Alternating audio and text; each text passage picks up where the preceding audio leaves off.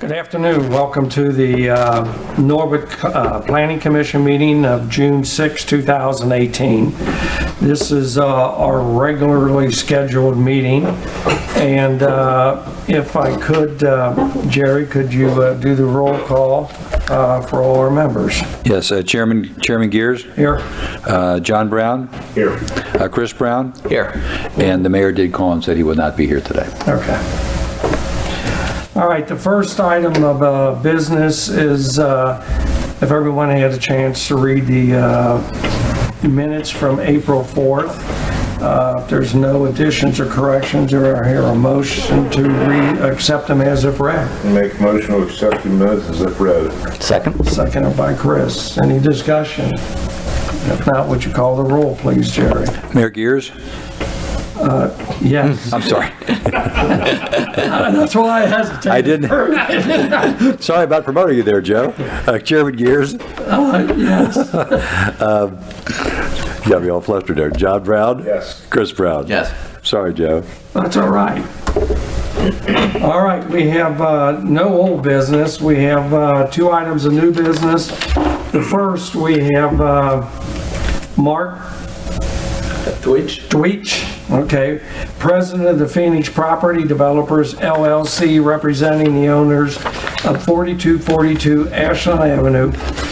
Book, page, and parcel numbers 651-0031-0052, which is 150 by 140, lot 36-37-38, located within a residential 1 and 2 family R2 zoning district, is requesting to separate lot 38 from the balance of the property. Would you want to, if you don't mind, come forward and just explain, I mean, I know we have the information, but we have that way so everyone knows what it's kind of about. Of the three lots that you named, two of them have improvements to the driveway and the house, and lot 38 is unimproved, and we would like to separate lot 38 for the purpose of future development Of that lot. of that lot, yes. Okay. A single-family house. Well, I was just going to ask for residential. Yes, residential. I wanted to clarify. The house. I mean, Okay. All right. Is there more information? No, that's fine. And Jerry, I mean, it meets all the size and specifications to It does, Mr. Chairman. It meets the minimum lot size. for one single residential home. It does, and then when they submit for their building plans, we'll double check on the side and the rear and the front yard setbacks. They'll have to place the house properly to meet those setbacks, but the minimum lot size, it does meet it. Okay. So you're aware then what the requirements will be, the what's and when's. Up to that time, I guess I'm just, if we approve the separation, then they're responsible to maintain it. Yes. So I mean, I know what house you're talking about. It used to look like woods at one time around the house, if I'm familiar. in that fact, the lot still does. We spent a number of thousands of dollars to cut the old trees down to make it nice and finish. And it's really being a beautiful home now. Oh, yeah.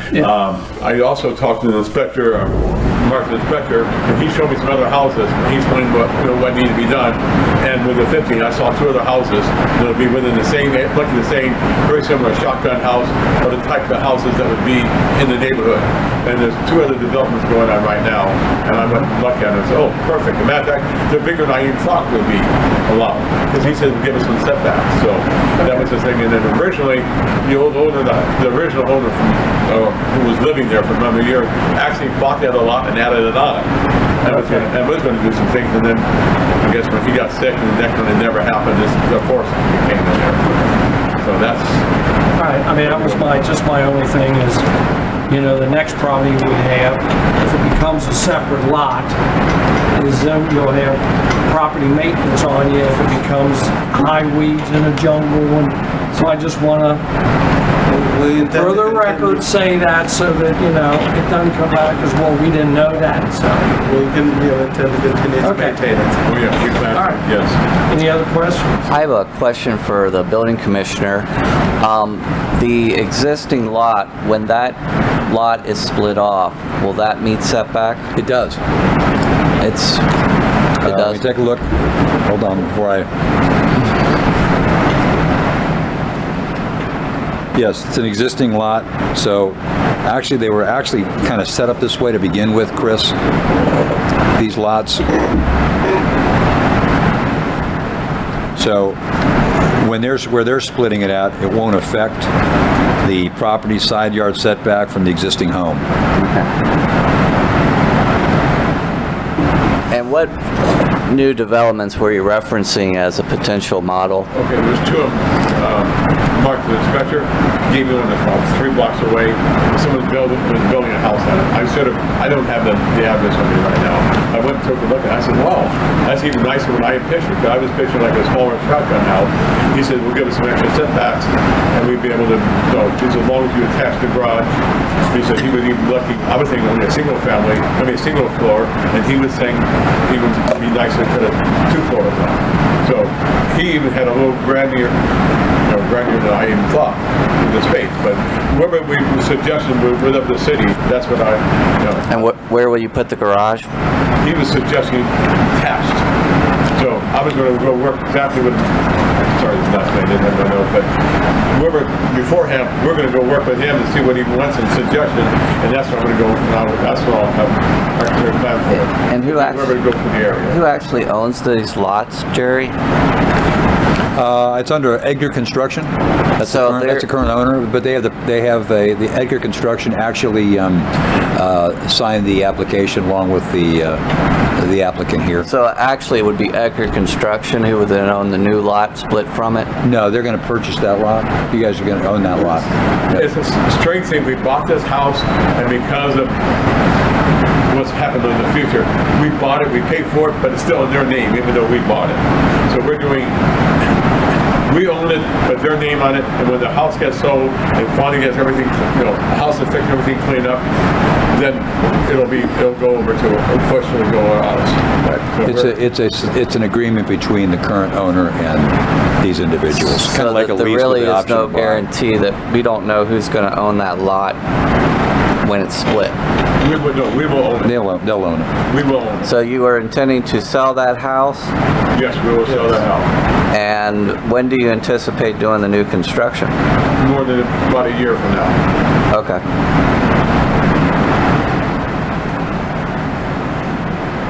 Well, put it this way, I may want, since it's a smaller house, I love this house, but it's just too big for her, what we want.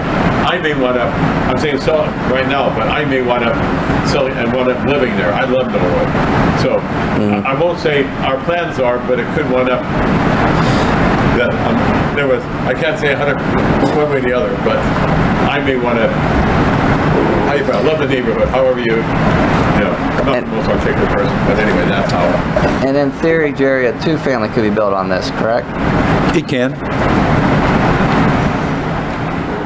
Their plans are making it a single family. No.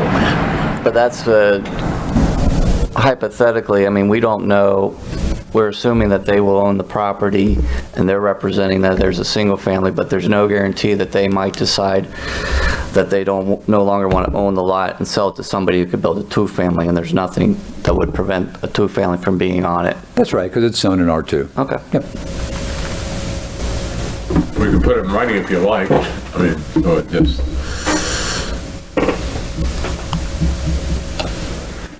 So if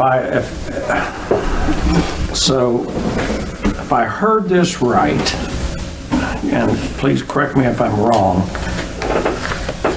yous aren't the Phoenix company. We are the Phoenix. You Company. are, Yes, both of yous. yes. And who owns the property now? Edgar Construction. It has to do with, the terms they use has something to do with, it's in trust, because they're holding the mortgage on it. So again, in theory, that lot, once it's split off, could have a two-family built on it. There's really nothing other than the representation that would guide or prescribe what would be built on it. It meets the zoning for a single or a double, two-family. Correct.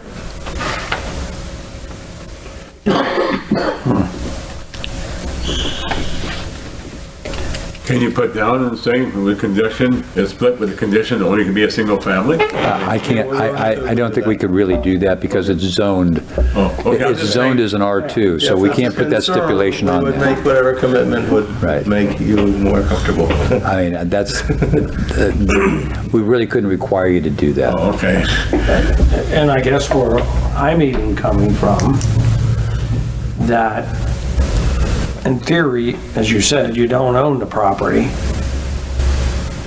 Edgar Construction does.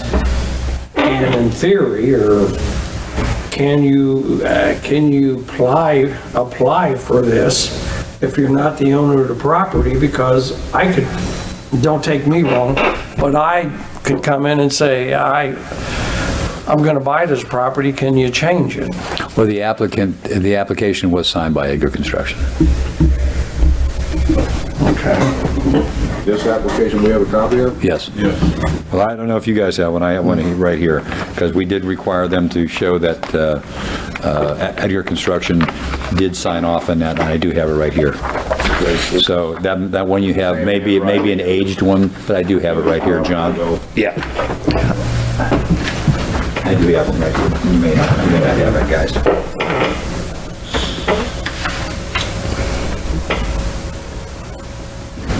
Okay. Well, yeah. Jonathan Peak is Edgar Construction. He's in the, No sign off, he printed it. That's representative for, I think that's probably just his little initials, I guess.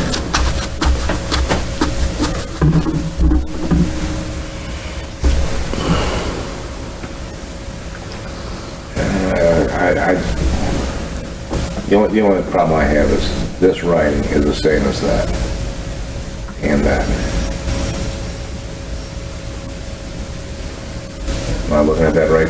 I see what you're saying, yes. Yeah. he gave me the name, Jonathan Peak. He's the one who- did the lady upstairs. Excuse me. Yeah, they don't. the lady upstairs. I don't think they have a With their, she full understanding. signed it. We can just continue to Find out who signed it, and he told me there was Jonathan. Signed it. I have two questions for you. Is the sale of the property contingent upon the separation of the lot? No, because what happened, if we don't separate it, when we sell it, we won't be able, once we sell it, we're selling to someone and we need to separate it before we sell the property. Are you talking about selling all three partials or just a single lot? No, we're selling the property that has the house and the driveway on it. And we want to, before it's offered it goes into contract for sale, we want it separated so that it's understood that the buyer of the house is not buying the third lot. Okay, who owns the house and the driveway lot right now? Edgar Construction. Edgar Construction? Yes. Yes, and we bought, I've never had, and again, I didn't realize after we closed, I've never had a piece that we have bought that's happened. I mean, I've offered people on their land contract before, but it was a different way. But this is very frustrating. We came in and buying this house, sold it, and all they said, they explained it was in trust, and they couldn't because of whatever legalities until they sold it. And once the house is sold, then that's all clear, and the other people they will have their own ownership, and then the other land will be transferred from us, then it'll be from Edgar Construction over to us. So Edgar Construction doesn't own it either, it's in a trust? Yes, Edgar Construction owns it, But it's- but it's in. But you said it's in a trust. What, can you sort of elaborate on what do they mean by? That's the term they use, and it has to do with the finance, the way the mortgage. I mean, Edgar Construction is also associated with the mortgage holder. So they hold the property in trust until we sell the property, pay off the mortgage, at which point they So there's really a big cloud of title on this property. there's no cloud. Okay. Edgar Construction owns it outright. They sold it to us, but the transfer doesn't take place until we've paid the loan off. But for And the only way you can pay the loan off is to sell the home. Yes. yes. Yes, that's the catch-22. Originally, Gary Bailey, who owns Bill Realty and also Edgar Construction, bought it a number of years ago. He over-encumbered himself, stopped everything, and we want to take it over and completely Yeah. put. So there sounds like there's some, more than I ever thought of being the house to make this house right. so there's like a bank note also on that. I mean, have these people signed off on it? Have the banks or the mortgage holder or any of those? Because typically when you do your mortgage, they don't like it when you start splitting up their property. But they agreed. They signed off on the application. Yeah, no, Greenleaf. That was Edgar. I'm talking about the bank. No, no. Oh, no. Greenleaf. See, it's the whole thing is, and part of Build and part of part of Greenleaf. There's a whole. There's- There's Build Realty and they're all Okay, they're all one entity. They're Okay. a single entity. Okay. And it's like a hard money loan we have, basically. Okay. Okay, you've got basically a year on this, correct? I am, yes. Okay. And I'm the one that did this before. When I lived in California, I did it several times. It's great. So I saw this, but I'm saying. Iowa and California have a total different. I know. I'm just saying, I have some background. But here, this is. What I think is making us uncomfortable, making myself uncomfortable, is the application I have was filled out by, I assume, Mark, Yes. okay? And the same printing is Edgar Construction. Because at the time, I didn't realize they were asking for a signature. So when I turned it in, I just wrote in Edgar Construction, because I didn't know that a company could actually sign. So I wrote the name Edgar Construction. Then Carrie told me, oh no, you need an actual signature. So I took it back you needed a signature from Edgar Construction. I took it back to Edgar Construction, and they signed the application. Because And who was that?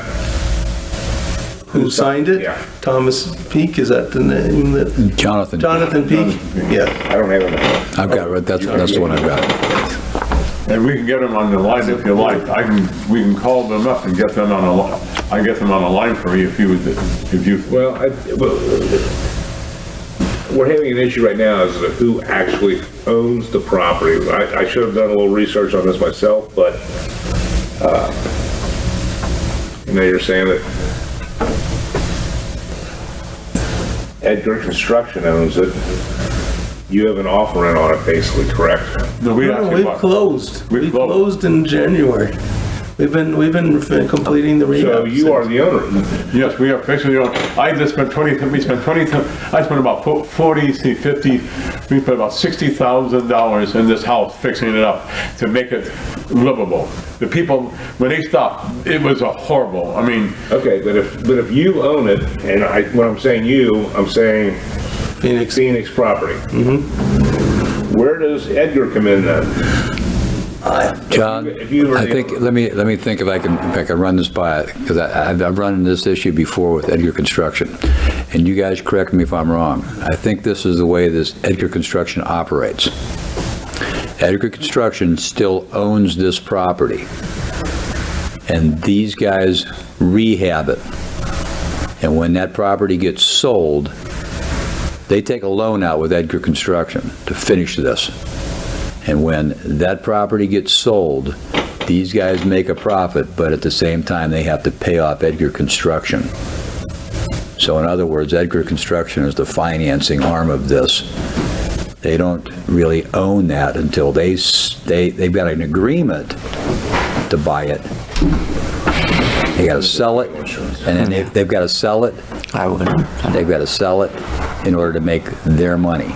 They've got to rehab it, sell it in order to make a profit, and during the sale, they've got to pay off Edgar Construction for, I'm sure, a profit that Edgar Construction is making on this, because Edgar Construction is the one lending them the money. Okay, so you, Is that correct? Yes. That's the way I understand it. That's it. Absolutely. Yes. Jerry, you've dealt with Edgar Construction before. Only on a couple places in different communities. Not a great track record. But that's for property maintenance issues I've dealt with them on. They're out of Dayton. I would, Well, here it says they're out of Blue Ash. Well, they could be. They could have an office down here. I'm just, They could, Joe, but I think they were out of Dayton also. I do not know. Yeah, I think they may have a Dayton Dayton office, too. but the office that we deal Okay. with is in Blue Ash. Okay. And Gary Bailey, it was the head who Yeah. actually owned this property originally, yes, that's, and I put more money than I thought in the basement because it was worse, and for me, even for us not to lose money Yeah. right now, that's what we're gonna do, we're gonna separate that Yeah. lot out, and in the future, this is how I'm gonna, Yeah. because the house is, you let it sit for a couple of years, I didn't realize how much things irritated and how bad that basement was, so Yeah. we had to have a full engineer in there and have Right. it fully and 11 pylons, but it's good for another 100 years now. Yeah. Okay, is there a recorded deed that states that Phoenix Property owns this? We went through the process that for all appearances felt to me like it was a closing just when I bought my house. I can't answer your question directly. When did you allegedly close on this? Like the last week in January. And we had a HUD, we did have a HUD. I can Okay, you explain, received a copy of the deed, of the recorded deed from the county. You should have gotten that in about 6 weeks. would be referred to him on that.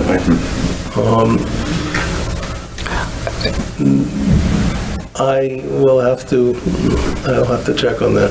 Can I, if you don't mind, I'll call Bill and I'll see, we gotta help, because he went to closing and then, we got a HUD on it, so in everything normally, but I can't honestly say we got a, how the deed, because it's still in their name, so we must have not have got a deed on the thing. Because we would have, if it had been a deed, it would no longer have been in Edgar Construction, it would have been in Phoenix.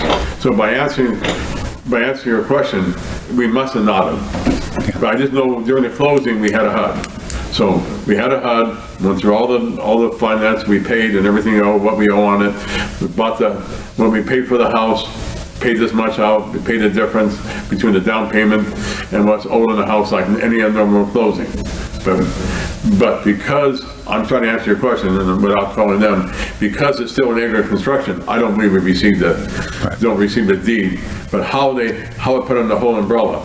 But once we sell this house, it will be in, once we sell this house, then the lot, but the lot has to be, we will own that lot. And it'll be in Phoenix's name. Or we can have it, if you like, in both our names, however, whichever way. But right now, we had to have it, we had to use it for them to sell to, we had to sell to under an LLC. They did not want it individually owned. Did you buy this on a land contract? No, we did not buy a land contract. It's different, John. Like I said, I think the way they're operating it is, for example, I've got a house, I've got a property. I'm going to have you, John, contract with you to finish that house for me. I'm going to finance it, and then you're going to sell it. You're going to pay me back the money I gave you plus a profit, and then whatever the difference is, you're going to get plus they- the house. so they don't know. That's how it's working. I guess the question in my mind, do we continue it do they get the ownership interest clarified? Or do we flat out deny it and they can always reapply when they have a buyer, when they're closer to the lot split? Yeah, no, I don't see an issue actually with the split. No, the zoning meets But it. now it's just the- This is more of an internal between the current owner and the potential future owner of it, because it still meets the zoning requirements. But if you don't own it, how can you, Well, it's like a conditional use. We have people come in and do an application as a conditional use with the approval of the owner. Correct. But they may not, they're not the owner, but they have the approval and the signature of the But current owner. this is creating land, this is creating buildable lots, and for the purposes of not only this potential buyer, but going forward, if you don't own it when you, Yeah, when you're applying, correct, because they really are never gonna own it. correct, That's what I hear. Edgar is gonna be the company that's gonna sell it to the future buyer. Phoenix will never own the house. correct. They will sell the lot to Phoenix. I don't know if they sell it to, or to whomever. And I agree. I agree.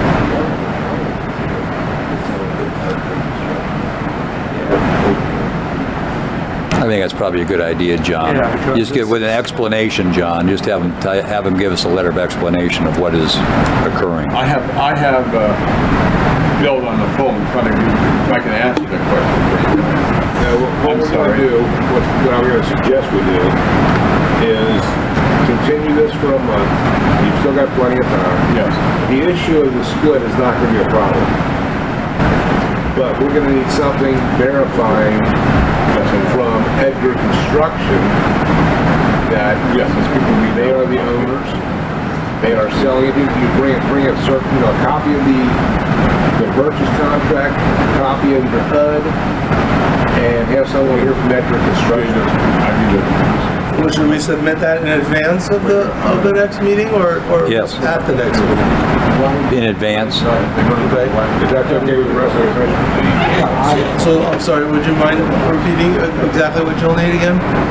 Let's, for the record. For the record, a copy of your HUD. Can I get the person here to talk with you and maybe, no? Nope. Okay, Could be anybody else. okay. No. Is there anything I can ask him about the, any questions I can ask him right now? Because the person knows all about it. No, I'm just gonna tell him what he needs to bring for the next, before the next meeting. We're trying to, we were hoping to put it up for sale this next month, so we can't sell it until we get this lot split. And we've got a hefty loan every month on it. Okay, so we gotta come back then. A copy of the HUD, copy of the purchase contract, and a representative of Edgar Construction, the person that signed this application. Should be present. Yes. If that's okay with everybody else. Yeah. As you said, the lot split don't be a whole lot, but I don't know who's on first. We just, We don't know who really, because we're looking down the line, I mean, Is there any way to approve it conditional on that we supply those things? I wouldn't vote for it conventional. So our issue is that we can't put it up for sale until it's clear to the potential buyer that that is not going with it. And in the meantime, that delays well, if I was a potential buyer in this I would. whole issue, I wouldn't buy it because, Okay, so, I mean, unless I had a whole bunch of title insurance. okay, Bob. I mean, as far as the buyer's going to be concerned, they will have no knowledge that this was Well, yeah, they will, previously. because it won't be approved until we get that information. Right, but that's what we're trying, that's why we're coming to you to try to approve it before we offer it for sale. I think maybe, is it possible that what you're trying to do is split the lot, sell the property as a way to sort of recoup your losses? That the value of this property is not necessarily in the home that you're renovating, but it's in that vacant lot. Yes. And that you will sell that vacant lot to whomever as a way to legitimately maximize your profit. No, I plan to put a single-family house on that property, but you're right, that's how I'm gonna, right now, That's how you're gonna do it, is by selling the property I have with no that. choice. Right Yep. now, because of property and what I needed to do and get that basement done and the house, it's a beautiful home. I mean, if I could afford to, I'm gonna tell people, it's an old house with all this charm without a screwdriver.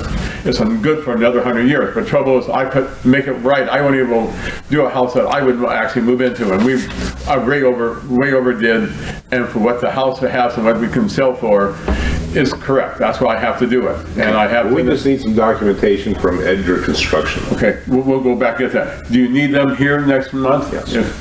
I'll get them here. I will put a storm up there and get them here, because I am so frustrated, because that's what Norman is. Just, I understand. it's trying to get, someone told me they said, well, why, you don't have to do all that. I said, yes, I do. I said, I don't do flips, I do rehabs, I do a house that I would want to live in. And that's why and when Mark, the inspector, came up, he loved what we did. He said, what a difference when the old owners did.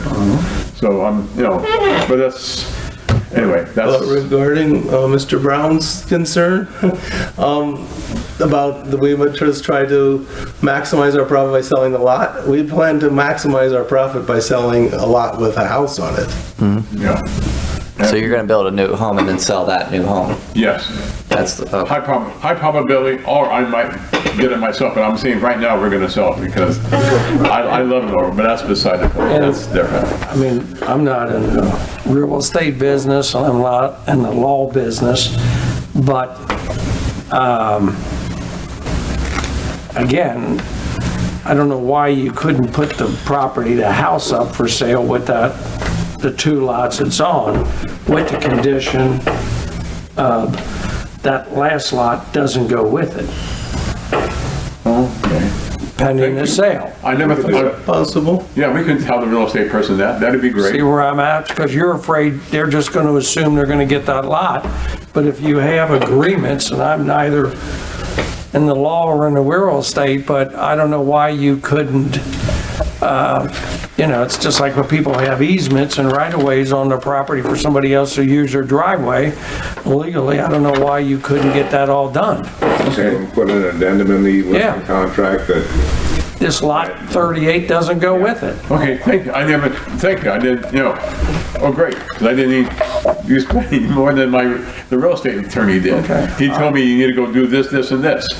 So thank you, Okay, but you'd still like us to get you a copy of the HUD, get you a copy of the purchase contract, which shows our interest in it, the HUD, which shows, and then at next month's meeting, Yes. the person who signed off for Edgar should be in attendance. And we should supply that to Mr. Stoker.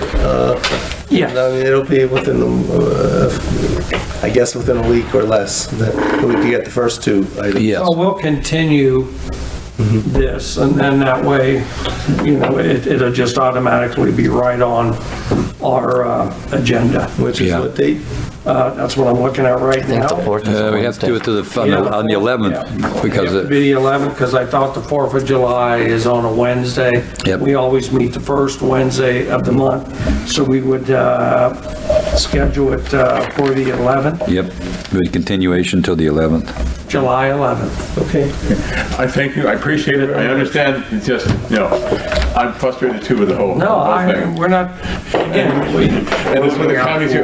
They've been very nice upstairs, downstairs, working with us on permits. The county has not, one of the county has not been so nice. We had to go through the same thing with one of them. So thank you so much.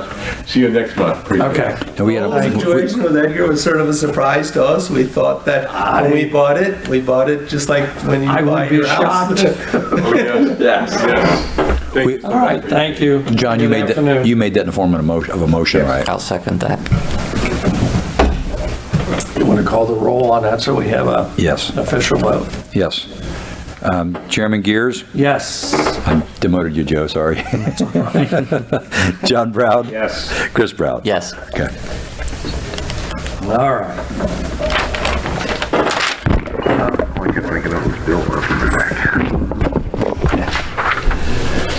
All right, next on the agenda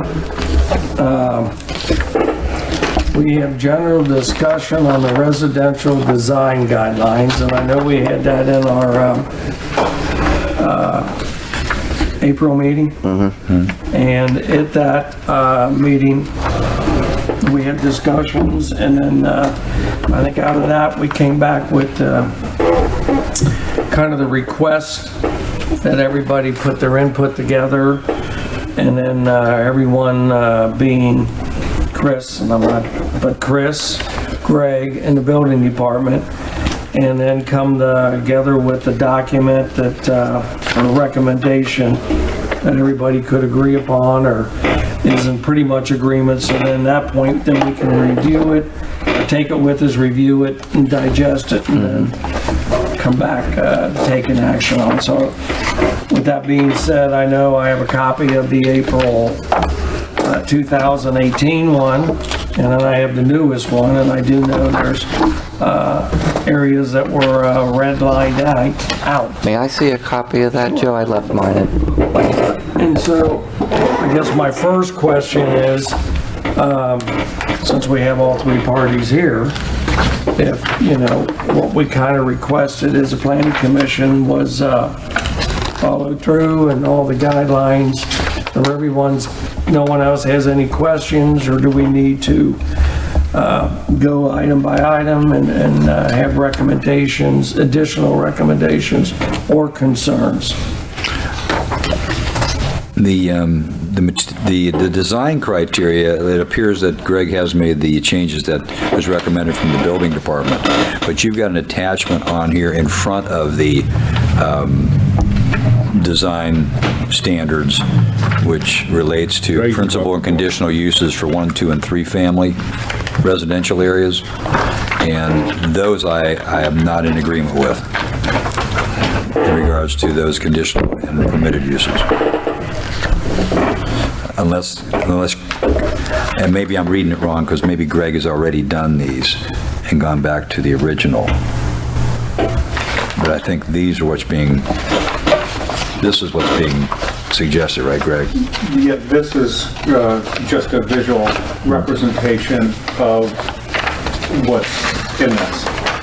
Right, but the principal permitted uses have changed. If you look at the one family.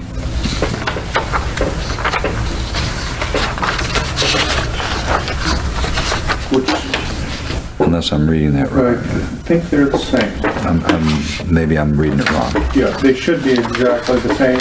We just had done this for the general business districts. But the places of public worship is different. That's a principal permitted use in an R1, and it wasn't a principal permitted use It was a conditional. under the other one. Is that correct? Yes, churches were Conditionally permitted. conditional, and we're missing family homes as a permitted use. But I wouldn't want to put places of worship as a permitted use in a residential area.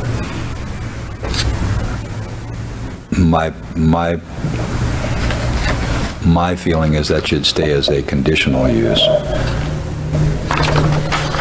So I don't know who suggested the change. I think that's fine. But it would be the same way in the R2. Yeah. The R2s these are different.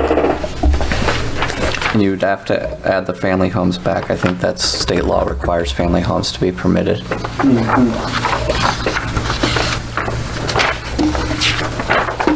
But as for the condition, or as the design standards, though, I think we made all those correct. I agree with those. Yeah, I mean, But I think those are the changes that Mark and I... The vast majority of them, you might want to look through there, and that's where Chris can have a debate on them. I think between yours and Mark's and what we had before, let's look through it. The vast majority of it is what's redlined out. If you go through your packet through 1151.45, raised porches, stoops and lawns, change that to should. Right. I do have, Yeah, and then building materials, and I'm sure Chris will have some type of input with it. The 5.5 or 1151.49 building materials, took out the parts that you had marked on there. Now I left, still we could debate on the vinyl siding, may not be used on more than 15% of the street facing facade. That part I did leave in for debate still. And then I left in, I took out the use of brick and stone on that one. That seemed to be kind of laid out the pattern of the brick, because I think that was something you had crossed out. And then I took out the roof lines as well, but I did keep, for us to still have a debate on, because we went back and forth on it, was the main one, which was back in parking. Is that the garages I just saw? Yeah, 1153.29. Right. I sort of kept that as it was for now, so that we have a debate on it. And I think that's more from the two sides of the coin, from your side of the coin of the Right. allowing straight garages through that, to the one Mark and I had come up with earlier that had that compromise of sort of the features, to sort of, I think before Chris Brown had expressed the more strict one there. So this was my original compromise one. And then I got rid of the parking with difficult topography. That seemed to just cause more headaches and more questions than it was really worth for what we were trying to do.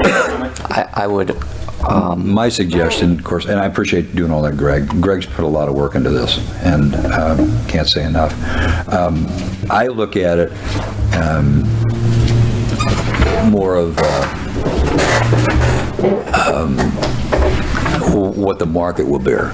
For example, I don't necessarily want to prohibit the amount of vinyl siding put on a home. I had a house built that was completely vinyl sided. It sold for over $300,000. Depends on the type of vinyl you put on it. Again, same thing with the garage doors. I don't think I think it's restrictive to require a garage door not to face onto a street. And I think it's restrictive to say it's got to look like two single doors, even though it's a two-car garage. It's got to have this certain type of look on it. I just think it's prohibitive. And I think you're going to find out people coming in for this are going to look at it and say, look, they don't even do this in other communities. Why are we doing this here? You have two houses that are getting built right now. And you're lucky you got the two houses getting built. And you're going to put these restrictions on it, they're going to say no. I just think it's too prohibitive. I understand what somebody's vision is. I also understand what reality is. And I think this doesn't reflect what reality is. my response is I agree with the vinyl siding.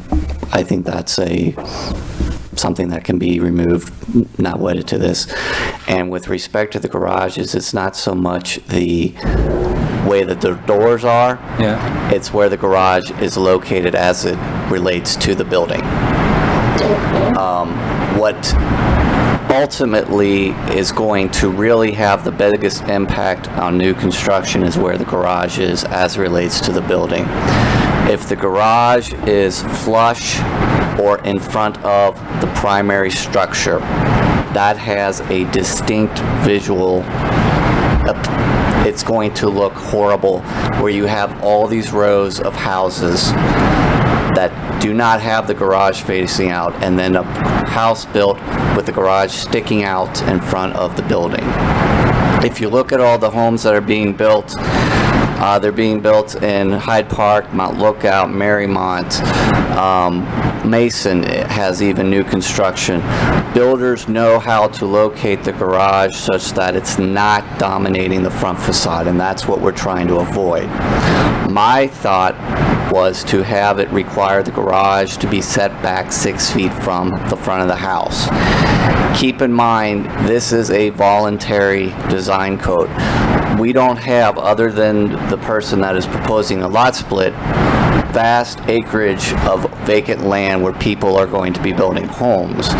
This is somebody would have to consciously choose to buy a home in Norwood with the intent of scraping it, with the intent of building a new home. If the discussion and the debate in Hyde Park and Mount Lookout has taught us anything, people have an opinion when it comes to new homes being built in their neighborhoods. It's not just my vision, it's a universal vision of this is what we have a Norwood feel. And what we don't want is homes that are coming in that doesn't meet that Norwood feel. And instead of having a running fight with everybody coming in doing a tear down, let's prescribe some rules. If people don't want to build according to the rules, they won't tear down a home and build a home in Norwood. We're not making anybody tear down a home. This is somebody consciously choosing to buy a home in Norwood, tear it down, and build a new home on it. So you're saying this is just for a tear down, for the example that the party that was just here has a vacant lot? Correct. That would apply to the vacant lot. Right, so you want to apply this to everybody? There's one vacant lot, maybe 5 vacant lots in all of Norwood that aren't tear downs. But I would argue with you, Chris. I understand the examples you just gave. I also look at properties that I'm doing inspections on in Mount Adams, which are $1 million plus, and they have the garage right in the front. Right, but these are on lots that are on a hill, they are close to the street, they're more townhome type development.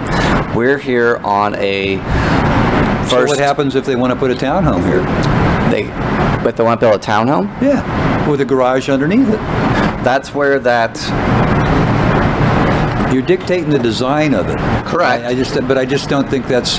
I think it's too prohibitive for a builder to do that. The builder's going to do what the market demands.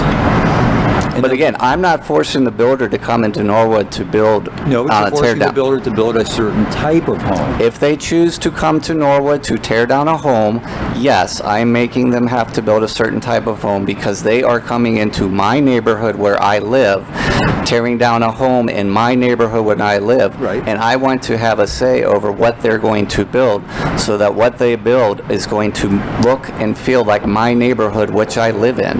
But for example, though, if you have... So I do not have But for example, Chris... hold on, Jerry, let me finish my thought. So I do not have a situation where we have 40 people in the Planning Commission and the BZA and council yelling at the council members as to why they're not doing anything about tear downs like Cincinnati's facing with Mount Lookout and Hyde Park.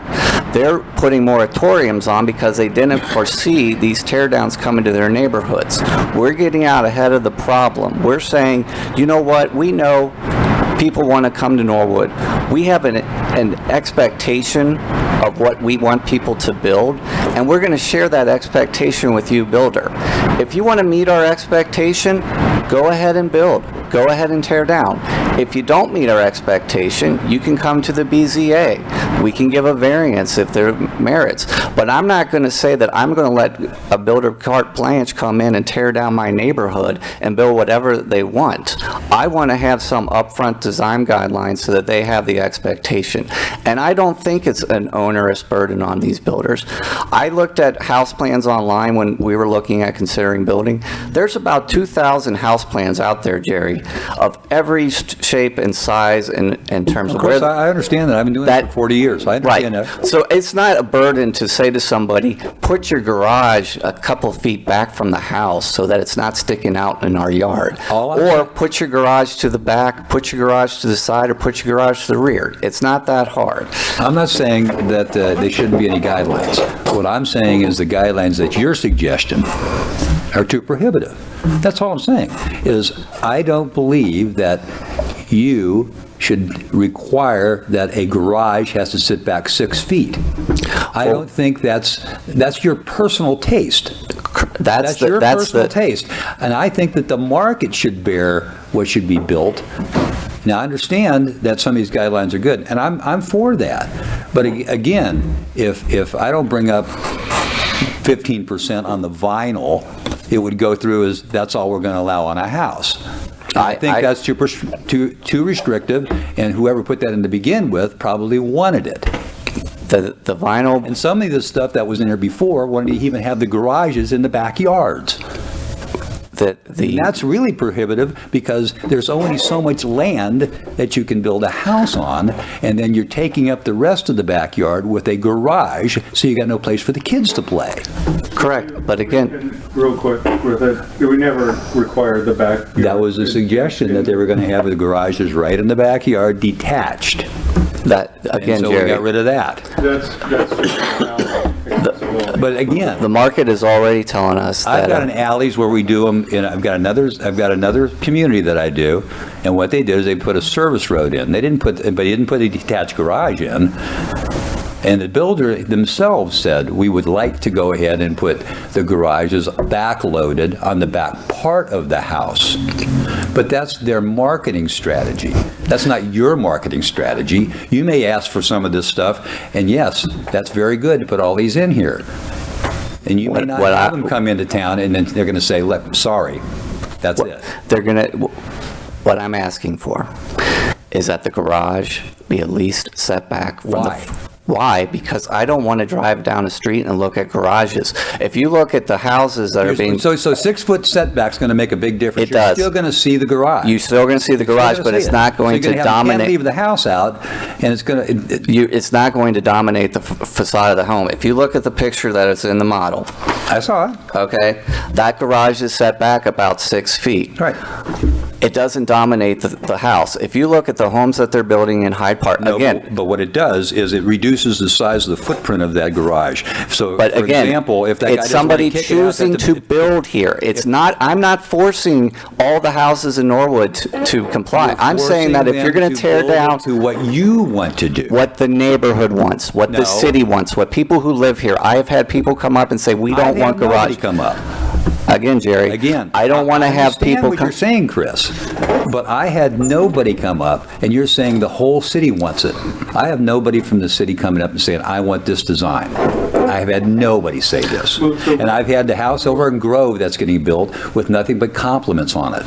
But that garage, again, it's flush with the building. Yeah, but it's had a lot Are of you, compliments on it. are you agreeable to have it flush with the building? I'm agreeable to let the market bear what it's going The to. market will not, if we do not prescribe what the market presents, we will have stuff that's built that people will not want, and we are going to have people coming to complain. So, for example, where the mayor lives, and you have front-loaded houses, front-loaded garages. My house. Okay, up there where the mayor lives. I think John lives up in that area. So those garages, you correct me if I'm wrong, John, those garages on the front of the houses, aren't they? A lot of It's those? flush with the... Flush with It's that? flush with the house. We wouldn't want to build those houses anymore. Well, there's some- Those are bad. We don't want to build those, right? Some of them are below the house, like in the... They're below I'm that. saying they're front-loaded. The mayor. They're front-loaded and they're flush. So we don't want to build those. Those are bad. Is yours at grade? We don't want to build those anymore?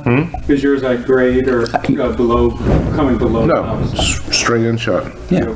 It's flush with the house. This is where I came up because I was listening to both sides of the coin here. And then that's where my wording on this one came as the compromise. Yeah. Okay, was street-facing garage doors shall be built to limit the overall massing of the garage door, per Chris's point. Decorative elements such as false door hinges, molding details, and windows shall be installed to break up the monolithic appearance of standard garage doors. That was something that Mark and I came up, because that was what it felt that the one even on Grove, that it's almost perfect, that the way that is. A Right. little bit extra money, we're talking probably for this type of door, $2,000 extra or so, to make that door feel more just broken apart, breaking up the massing of it, so that wouldn't limit your two-car structure. It wouldn't, you were talking about fancy details and still being able to achieve Right. the vision that the developer wants, and that's only for a single door, two-car garage, and that's it. But if I'm building a house, say I've got a builder, and I'm going to build it to, I'm the builder, and I'm going to build it for John's house. He wants to buy a house from me. I'm going to build it. And John says, well, I don't want that door on there. I just want a flat door. I'm sorry, you have to pay an extra $1,000 because that's what the standard is. But that's kind of what zoning codes. That's what zoning codes do. That's not necessarily true. That's what, Free market doesn't dictate, you require them. That's where we have- That's why it's more restrictive. What you guys are wanting to do is more restrictive. Pretty soon it's going to say, I want grids on the front of the windows. I don't want that glass on those double pane windows to be bare like that. I want to have grids in them. Okay, and that's how bad I've seen this stuff get. Let me ask the question, since we're all building somewhere. No, the way everything is right now, we have the lot on Kenilworth Avenue. And I decide I want to purchase a property, and I want to build a home there, and I want to build a two-car garage. What restrictions are there, or how far back do I have to build the garage from the front of the property line, as it is right now? And why I'm bringing that up is, and I think that's what Chris is saying, maybe for privacy, I want to build, because it's next to apartment buildings, I want to build my garage within 6 feet of the sidewalk, and I want to have my house go back 20 feet. And correct me if I'm wrong, but I think that's what the discussion is about. Correct. Instead of, myself, could I build that right now? I guess that's my question. As long as as long as you met the setbacks, Joe, sure. Yeah. What's the setbacks? Well, it depends what zoning district you're in. 30. 30 foot, as long as the building, the main structure, including the garage, So I would start 30 feet back. So I could put my garage 30 feet, and that's a deep lot. It's supposed probably 150 feet deep, somewhere in that range. So then I could go ahead and build my house 50 foot or 30 more feet behind the garage. You could, correct. Sure. So as you're driving down Kenilworth, you would just see the big garage. I follow, I And- just want to make sure. Right, and Clarification. and that is exactly the fear, because unfortunately, if you don't prescribe standards, builders will default to whatever is. This goes back to when we did the standards for the commercial properties. We wanted certainty, we wanted consistency, and we wanted the builders to know, if you build according to this standard, you're going to be approved and not have to go through BZA. Same thing would apply for residential design guidelines. Okay. I agree with Jerry on the vinyl siding, but the key thing that really throws off a building is where they put the garage. If you look at, there's a house on Isabella that was built. It's a beautiful little two-story home, but they stuck the garage right out in front of the building. So the garage is the first thing that the person sees, instead of having it set back a few feet, just so the garage doesn't dominate. And that's all I think those standards are being used for. Right, and like John's house or Mayor's house, it'd be different if the garage is in, even though if it's under the front, it would be like the old garages, and we still have some that come out 20 feet in front of the house. Correct. And then they put a patio up on top of it, Yep. but then all you see is the garage. All you see is the garage. But if it's flush, it's not a problem. If I could compromise on flush, I would encourage us to step it back a couple feet. If you step it back 6 feet, here's my reasoning with 6 feet. It gives them a little bit more driveway to pull the car into the lot. Lord knows, if they're like me, you don't use your garage to park a car, you usually use it for storage, but it does. You need the room. You need the room. You need the room in the driveway for the car. And again, keep in mind, this is standards for new construction on existing vacant lots, which we don't have that many, or somebody choosing to come to Norwood and tearing down an existing home. So what are we going to have replaced? Think of this. Think of those Victorians in the presidential district. their value is increasing, but who's to say somebody wouldn't want to tear down a home on Floral? What do you want to see on Floral? What do you want to see on Globe, where the lots are a little bit tighter? Is that all you want to see, is a garage? What do you want to see in Varmund? What do you want to see on Mount Crest? We will prescribe the vision because we live here, and if we set the standards now, let the builders build according to our standards instead of having our standards dictated by an outside party. If I can ask, or just run a couple things. So when you have a house that's, say you had a house that was, maybe you have a couple lots left up in the Varlman area where the mayor lives, and you don't want to be able to build, you're going to prohibit somebody from building a house similar to what's up there, with the garages on the front. Well, if you look I'm just asking the question. Okay. So you don't want to do that. You want them to make a new standard that wouldn't even blend in with that community up there, because you keep talking about the presidential district. All right. I understand what the presidential district looks like. But you have a whole new subdivision, or another subdivision that doesn't look like that at all. So most of those homes, the garages are underneath or they're flush with the home. they're flush with the home. So if somebody wants to put a house up there with a garage flush with the home, they wouldn't be able to do it under what you want to do. Again, as I said Also, before, it I'm states on comfortable here- with the also flush. states on here too, when possible, corner lot should locate the garage at the rear of the lot.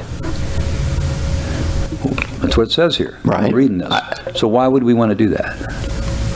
Again, we want to make the garage, if you have a corner lot, Yeah.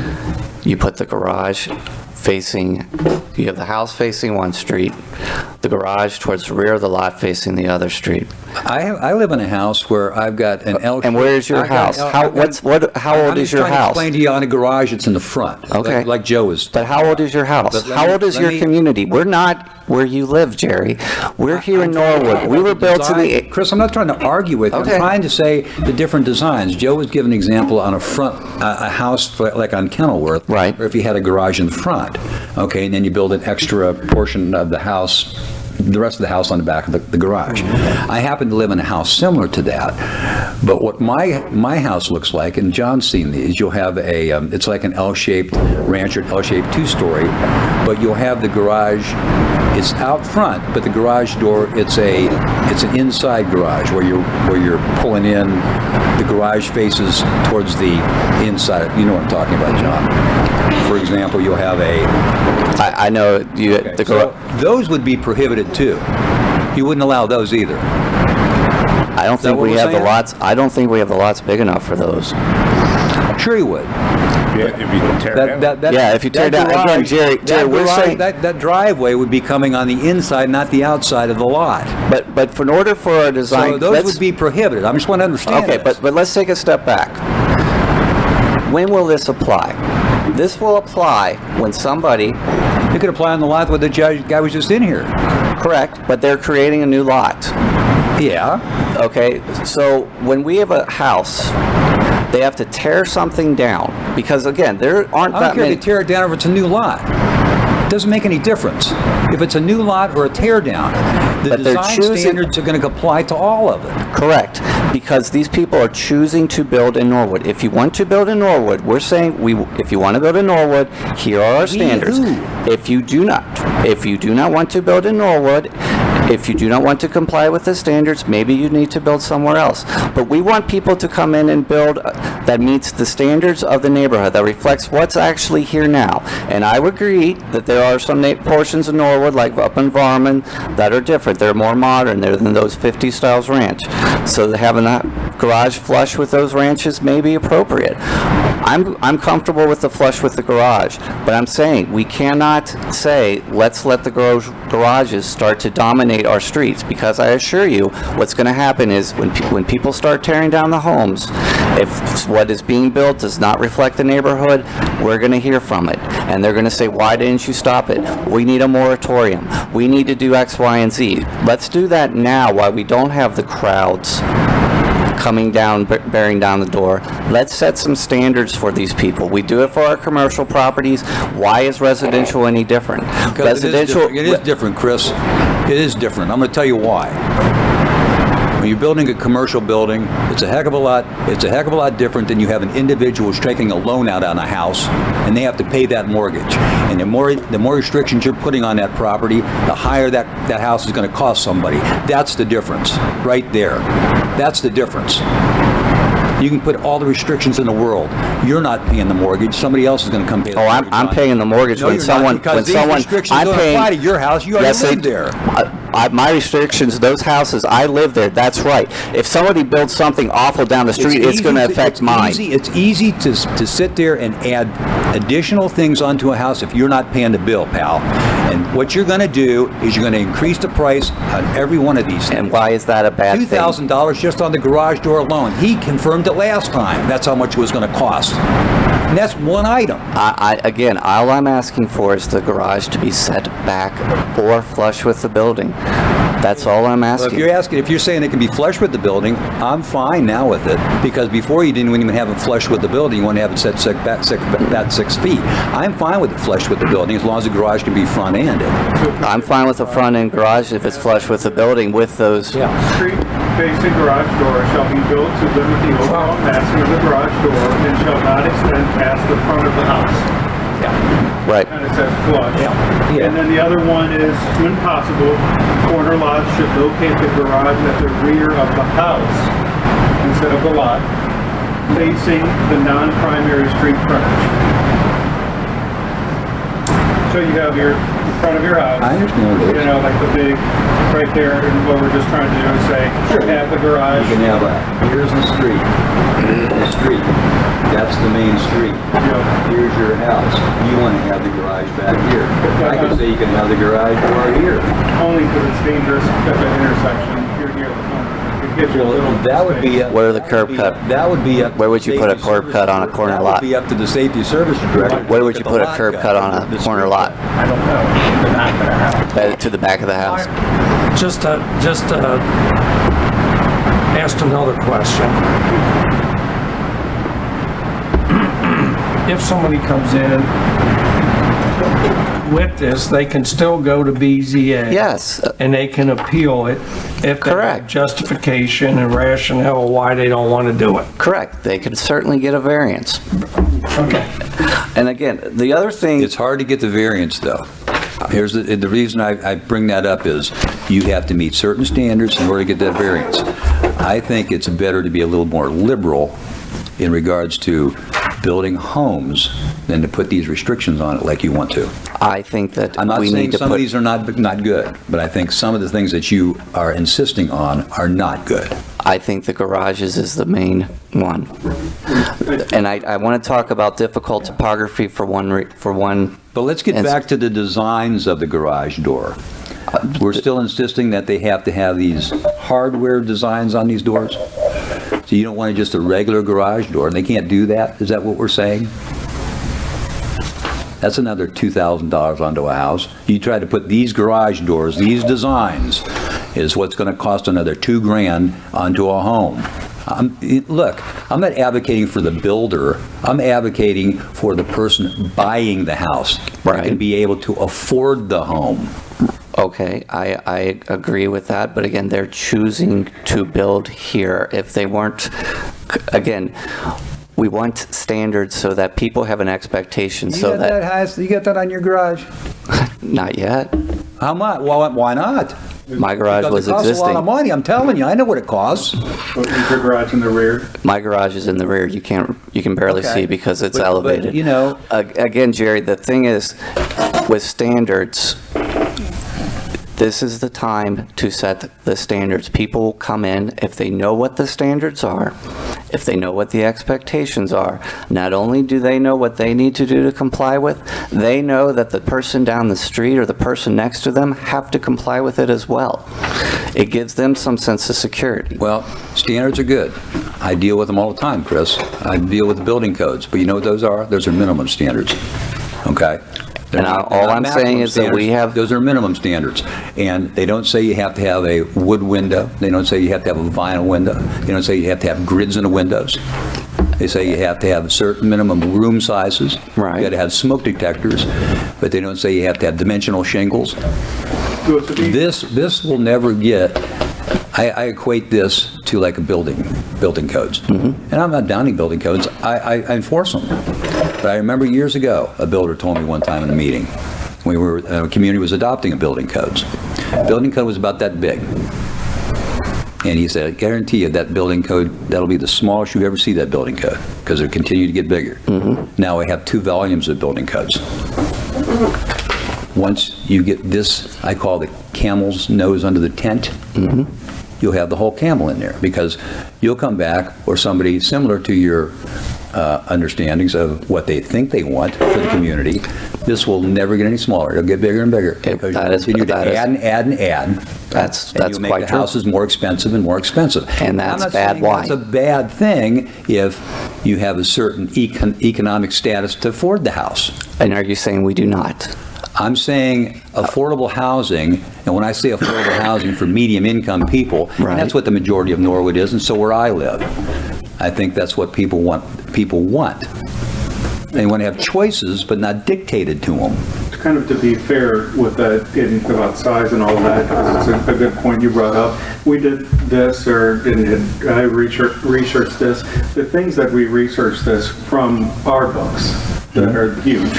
We took what they had, and just like we did for the development standards for the office, and just hammered it down. I mean, we took out every provision that seemed in any way arbitrary, and then you also went through with it from our last iteration, we took out even more.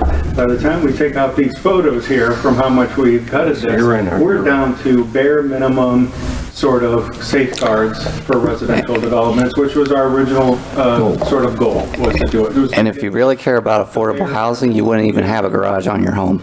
That saves you money right there. And you don't need a garage. We don't require garages. No. What we're saying is if you choose to build a garage, here's what you have to do. If you choose to tear down a home in Norwood, here's what you have to do. If you choose to build, here's what you have to do. That's all we're saying. And you can either say no thank you, or you can say sure, because I know that if I build it according to this plan, the next person has to build it according to the plan, and the next and the next and the next, and it only helps me have some surety as to what's getting built in my neighborhood instead of a catch-all approach where I don't know what's being built. And that's where you get all the neighbors up in arms. So it's better to have those standards now when we don't have the tear-down problem than to wait and have a tear-down problem and have a group of angry people staring at you trying to say, what are we going to do about it? Well, again, I mean, as you rightfully pointed out, I do not live in Norwood, but I've lived in several communities that want to do these type of things. And whether I live in Norwood or not, I don't agree with some of this, because I just think that you limit for one thing, you limit developers coming in that want to give a good home at a good value, and most builders, Chris, are not going to build something that's going to be out of sync with a neighborhood. You may have one or two, okay? And what you've done in the past, I couldn't tell you why you have some eclectic housing in town. Who knows? I wasn't here 60 years ago when they did it. But I think that to go to the extreme Again, is wrong. with respect, And I don't hear a big clamoring. You say there is. Well- I don't hear it. But You there's say no- we. Who's we? But is it extreme? No, I'm just saying, who's we? I know you, and I know, Greg's working with you. right. And I don't know who all this we is. Here's my thoughts. The most important, if we do nothing else in terms of design guidelines, do we need the stoops and the windows and the lawns and landscaping? Probably not. Because most builders, most home designs take that into consideration To be able to sell it. to be able to sell it. If we do nothing else, it's where the garage is. That's the only thing that I am completely wedded to, because I assure you, where the garage is has a very, very big impact on the design of the home. So you have no problem with a flush garage? I have no problem with the flush garage. But I wanted to, with respect to the Well, there's Hills? a couple of other important ones before we go, getting rid of all of them that even we've agreed upon Well- through the building Well, I want, department. the parking on difficult topography, the reason why there was a requirement that there be some lawns kept is if you look at the homes that are being built to Mount Lookout, they basically are scraping those hills, and you're just left with garages.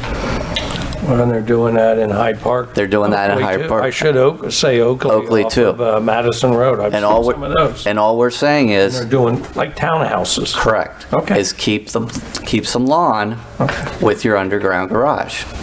There really isn't that, the standards aren't that egregious that are going to sort of tip the scales to unaffordable housing. What they say is respect the neighborhood with your garage locations. And if you don't need a garage, you don't have to have a garage. Why? Yes, sir. I didn't know if I'm allowed to speak or not. As a resident and a homeowner here in Norwood, I think that idea of putting $2,000 extra on a garage door simply for a facade is absolutely ridiculous. And I would not appreciate having to spend an extra $2,000 just to do that. You can make a garage door look plenty good with just good old paint. Some people have windows in them, some people don't. They have special moldings and trim and decorative hardware. When I buy decorative hardware, it's usually for inside my house, and where I see it and appreciate it. But I don't agree at all with making someone spend that kind of money just for a garage door trim. Okay. Okay. Well, I mean, don't give, that's why we've got this discussion, and I know we weren't gonna, it's not done with today. But I think a lot of good things were brought up today. Greg, you kind of got a handle on Yeah, some of the, yeah. I don't think we're super far off, no, really. no. After the debate No. back and forth, and, I mean, that's what I was hoping, the two sides of the coin with it and trying to find the middle ground with it, so. Okay. And is this, and again, for anybody who's gonna listen and watch us, it's not for home renovation. It's not for home And it's reno. not for if I wanna put a new door on my garage today, you know, since we're on garages, that I've got to put a decorative door, I can replace it with whatever type of door that. Right. looks It's for new residential. brand new home and everything. Okay, I just wanna confirm.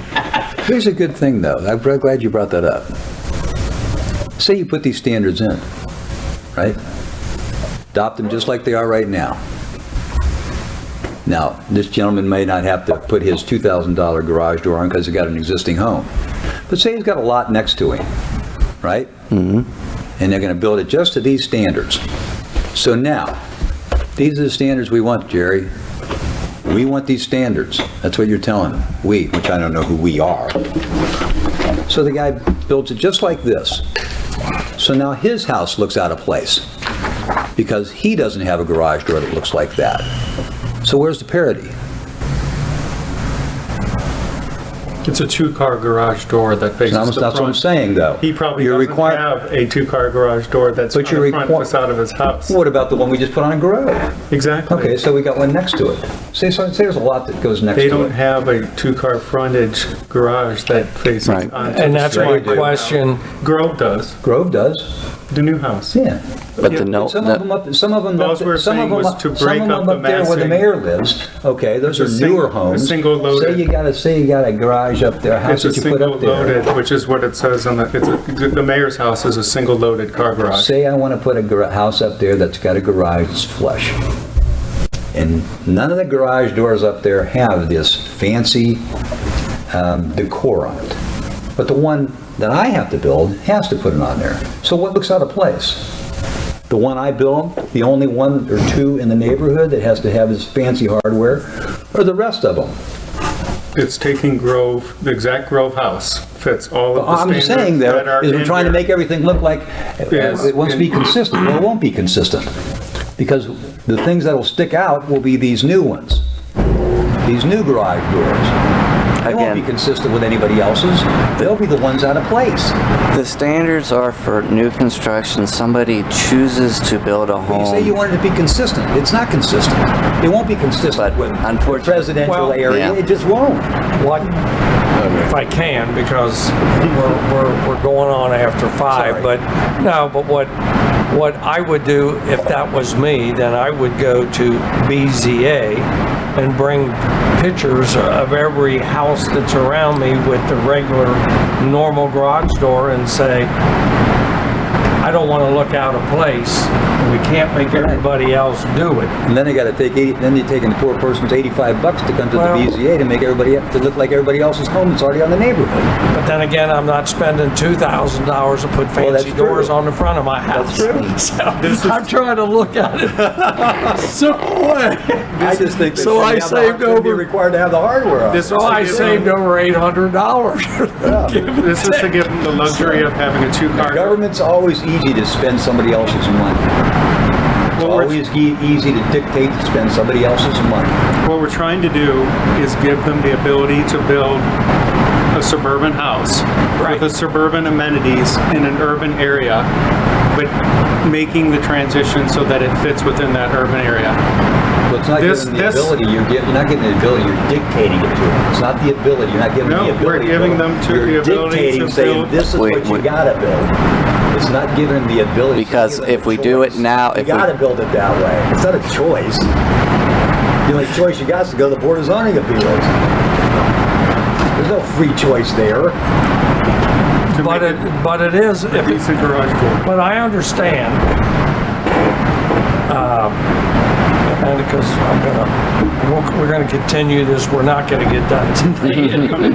We could be here tomorrow mornings, but no, on a serious note, I understand, I mean, I'm looking at it from both sides.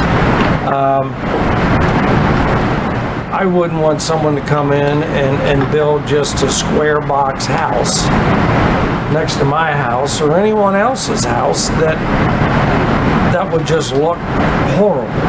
Correct. But as it is right now, I understand we couldn't stop it as long as it meets the setbacks and everything else in the zoning. So I do understand, and I understand there's 10 different style homes and 4 big different areas of the reason housing in the area, and I can say part of the reason that was done is Norwood was built in phases, and it's what the housing market dictated at that time. Right. That would be, so, I mean, I think the discussion is good. I think we got a lot of ideas. I hope you took plenty of notes, Craig. And, I think, as we've got, we'll continue this to the next month's meeting. And if you get anything done earlier, give everybody a chance to read over what we got so we can continue the discussion.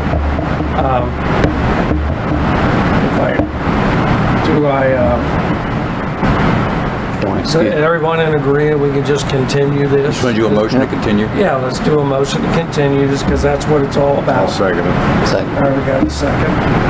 And, all in favor? Aye. Got it. With that, do I hear a motion to excuse our absent member? So moved. Second. All right, all in favor of that? Aye. Aye. And our next meeting will be July 11th, not the 4th of July. But we could, because we could just have a big bang. But- I make a motion to adjourn. All right, so I have a second. Second. All right, all in favor? Aye. Aye, thank you, and we'll be here next month. Yep.